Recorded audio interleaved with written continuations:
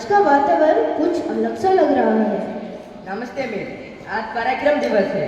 यह दिन महास्वतंत्रता सेनानी नेताजी सुभाष चंद्र बोस की जयंती के रूप में मनाया जाता है। यह दिन हमें साहस और देशभक्ति की याद दिलाता है। नेताजी को पराक्रम का प्रतीक क्यों कहा जाता है? क्योंकि उन्होंने अंग्रेजी शासन के विरुद्ध अद्भुत साहस, आत्मविश्वास और दृढ़ संकल्प का परिचय दिया। उन्होंने कठिन से कठिन परिस्थितियों में भी कभी हार नहीं मानी। नेताजी का जीवन हमें क्यों प्रेरणा देता है?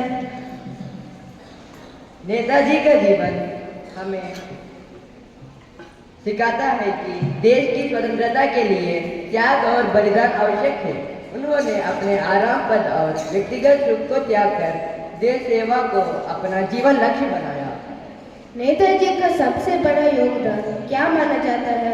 नेताजी ने आजाद हिंद फौज का गठन किया और दिल्ली चलो का नारा देकर स्वतंत्रता आंदोलन को नई दिशा और शक्ति प्रदान की। नेताजी विदेशों में रहकर भी देश के लिए कैसे कार्य करते रहे?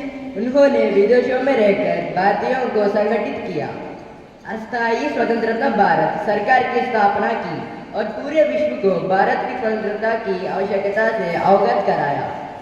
आज के युवाओं के लिए नेताजी का क्या संदेश है? नेताजी का संदेश है कि युवा साहसी, अनुशासित और देशभक्ति बने। युवाओं की शक्ति और संकल्प से ही राष्ट्र का निर्माण संभव है।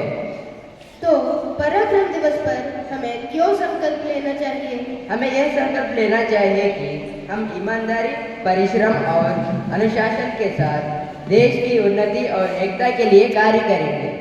सचमुच नेताजी का जीवन हम सभी के लिए प्रेरणा स्रोत है। बिल्कुल, नेताजी सुभाष चंद्र बोस का पराक्रम हमेशा हमारे हृदय और विचारों में जीवित रहेगा। जय हिंद।